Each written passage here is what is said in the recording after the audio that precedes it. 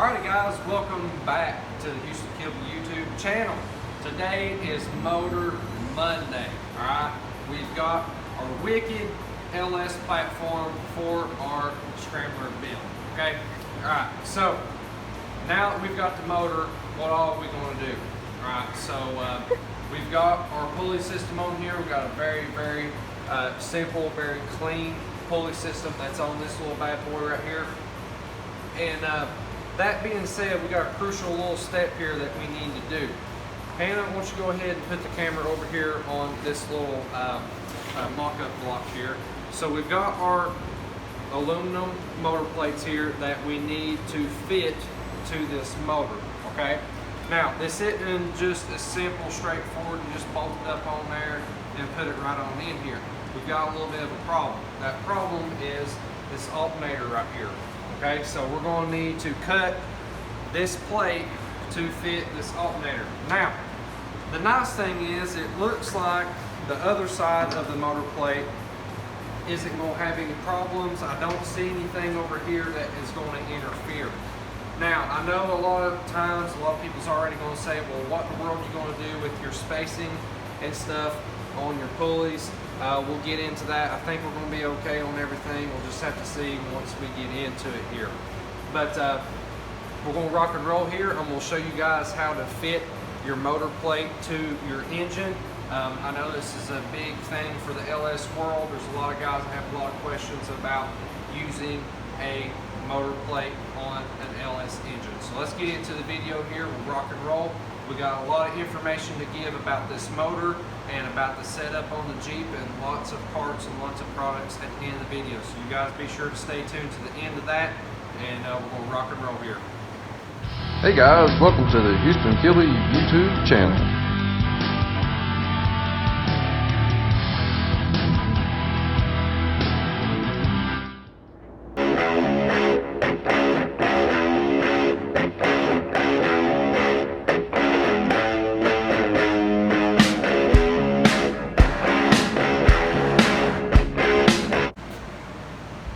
Alrighty guys, so now we've got everything off of the motor accessory wise, and we've got our motor plate in hand. So I'm going to show you guys how we came up with these marks right here.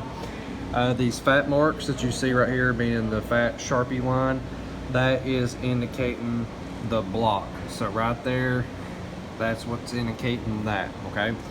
And then I'll show you guys how I came up with where I came up with this circle at and how I came about doing that. Alright, so let's go over here to the table. I'll show you guys how I came up with that. Alrighty guys, so we got our alternator right here, and what I found a decent little way of doing this is you can take the bolts and kind of line them up in the holes there the best you can, and then kind of look down over top of it and see if you're going to clear everything. So I've got that really close right there. I think that's going to work for us. We'll see once we get it on there. And I like nice clean radiuses just to make it look very simple and clean. Now, the other thing is I marked where our motor plate is, meaning our motor plate mounts, where that is with a fat line, so we can see where this line is going to be to this. I didn't want to cut into this, and I want it to be a clean cut. We also radiused off the edges here, so I think it's going to be a nice clean looking cut. Hopefully we can do this in one whack and be done with it, and we don't have to notch out any weird looking areas. So cross our fingers, hope we got this right, and let's rock and roll here.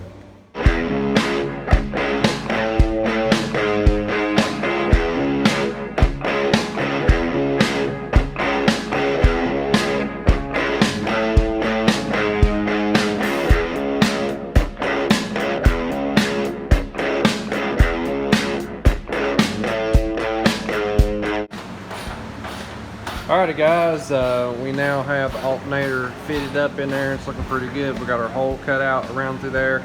I was hoping to get this radius a little bit farther over that way, but we were running out of meat on that side, so I had to kind of make do. And also that gave us clearance for that connector. It goes back in here on the back side. You can kind of see that over here.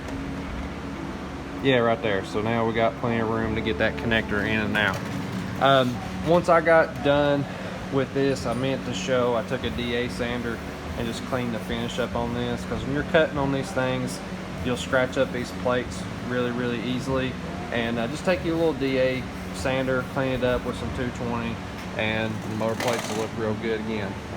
This side over here, the passenger side plate, it didn't need anything on it, cut out or anything, and I just cleaned it up with the D8 to match that side. So now it's time to set this bad boy in the engine bay, and we'll talk about that. So let's get into it. Alrighty guys, before we put this motor in this bad boy, let's go over here and see what Jesse's been up to. He's been helping us out a ton with putting the bed armor from Duplicolor in all of the crevices and all the underside of everything on this whole entire build. Him and Jenna Carroll have been working really hard on that. You've seen footage of her working on it, you've seen footage of Jesse working on it. It's just been this big team effort in the background while we're fabricating or while we're building to be doing that as well. So let's go over and check it out, see what he's doing, and then we'll slap the motor in this bad boy.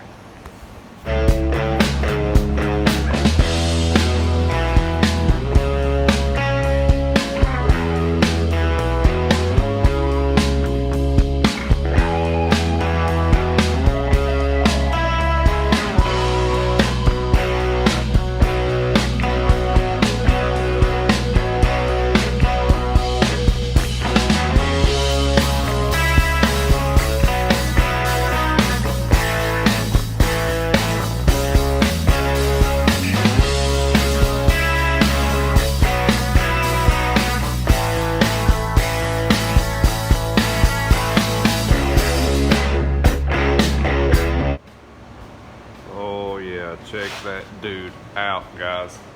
Looking good. Went ahead and put the header flanges on. Won't be long, we're getting ready to start making the headers for this deal, and you guys will see the video on that. Went ahead and put the fuel rails on it and the fuel injectors. Big shout out to Holly on that. We also got Holly fuel injectors as well on this dude. And to get all the air in this thing, Holly intake to go with it. I gotta say this up front. I want this to be very clear, so some guys, if they're ever thinking about this in the future, how simple some of this can be. If you're dealing with big block Chevrolets and you've got, you know, tunnel rams and stuff like that, and you've got all these one-off pieces that you got to build, LS platform isn't that way. Okay, so you can buy you a tunnel ram intake, or you can unbolt the top off this intake and put 2 4 barrels on it, or you can put a big throttle body on the end of it. You can boost these intakes. You can put an intercooler in between these things. They come already ported for single injectors, and it's not too hard. You see a lot of guys dual port them, and so you can have 2 injectors on them. You can buy Holley valve covers that's got mounts for your coil packs. Now you do have to make a bracket that goes on here, and then that bracket holds the coils, and that bracket bolts to these things. You guys will be seeing that in the upcoming video as well. I gotta say, man, the LS platform is pretty awesome and pretty wicked. You can it's user friendly on finding parts and bolting parts on. I just wanted to say that. Now moving on, the reason we had not mounted the radiator yet is because of this spacing here. Okay, I wanted to double check and make sure the spacing was good to go before I mounted this dude. So as you can tell, we got plenty of room for electric fans. We're in good shape. It's time to mount this thing. But first, before I do that, I needed to get the headlights in this dude. And oh my lord, these things look killer. I'm gonna show you guys how we done that. But I'm not gonna lie, guys, this is like 4 hours later type deal. Not even kidding. I had to fit these, and also you have to center them up, and I like everything to be kind of nice and even the best that I can get it on both sides. And I'm not gonna lie, that took a ton of time. Very nice hardware, very nice components, but oh my lord, this is a lot of time right here. So there's a ton of footage on this, and that's why there's so much of it. So I sit back and enjoy, and you guys can see us put this grill together. Alrighty guys, so first things first, we've got to get these buckets mounted in, and also you got to drill a hole in the center, and also there to the side, you can see it there, we had to put a hole saw in it to be able to clear those halo lights, okay? Some of these lights have got like some areas that's bulged out on them, and you got to clearance your buckets so they'll actually fit.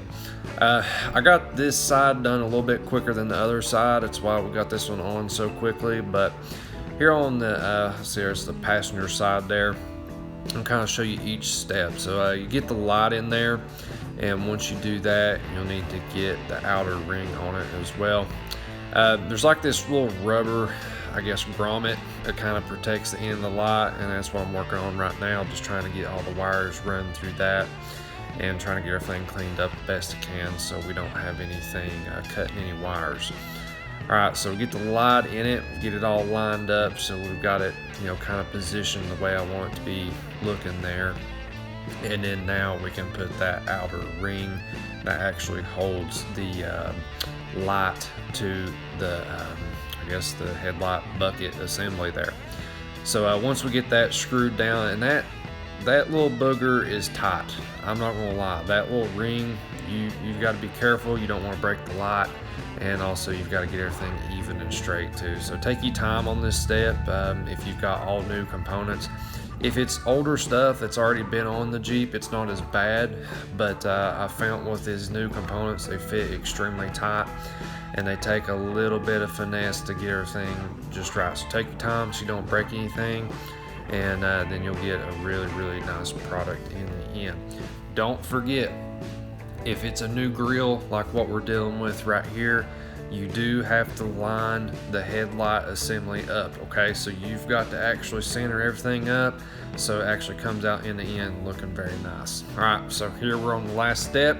We're putting the bezel on, and this bad boy is starting to look very, very nice for our headlights. And I tell you, there's about three and a half hours there just in that, and after getting the turn signals or driving lights installed as well, we almost had a total of 4 hours total just getting the lights installed on the grille here. Now, if you've got an existing grille that's not a brand new one, that's already got all the holes in it and it's already been mounted up once before, super quick to get this step done here. But at this step here, we had a brand new fiberglass grille, so everything had to be drilled, everything had to be lined up, so it took just a little bit of time on this step here. But I tell you folks, this thing is looking good, looking very nice, and I tell you, once we finally got all this thing put together, meaning the whole entire front end, this dude is gonna look killer. But I believe that's it for getting these headlights mounted up. Sit back and enjoy. Alrighty guys, there you go. Right now y'all have to excuse the blue tape that's on there. That's because Jesse's been working on it, getting all of the crevices with that bed armor on there. But it's looking really good. Took a lot of work to get right here, but we're rocking and rolling here. So next week, well, maybe not next week, I'm hoping within a few days here, hopefully we can get another episode out on mounting the radiator and just moving forward, getting more and more things done. One thing that did happen in the background, we didn't have any film on, but we got our shifter cable all hooked up. We ordered all new cables for it. Everything works really good for that, and that's happening. We also got our, let's see, I'm gonna aim up to the sky here. We got our painless switch box all mounted up and it's ready to go for us. We're getting a lot of stuff done here, so I'm gonna roll back on over here and end this video out here. Alrighty guys, I believe that's going to wrap it up for today's video. We've had a lot going on, and we thank you guys so much for following along with us. Make sure you are subscribed to the channel, that helps us out a ton. All you gotta do is go on YouTube and look below the YouTube video, and you'll see the word subscribe, and if it's in red, that is bad, so make sure you are subscribed to the channel.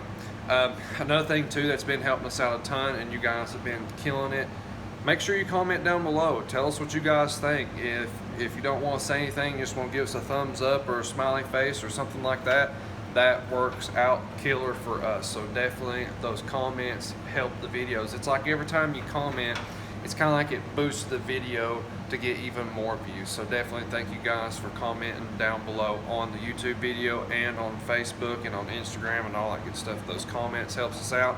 We love talking to you guys. We've got a lot of people that's been buying t-shirts, have been buying things like that just to support us and support what all we got going on. And we thank all of y'all a ton. So till next time, y'all have a good one. Thank you guys so much for watching our video. Be sure to check out our new website, kilbymotorsports.com, for all your high performance needs. If you like this video, be sure to smash that subscribe button. It helps us out a ton. Till next time, you guys have a good one.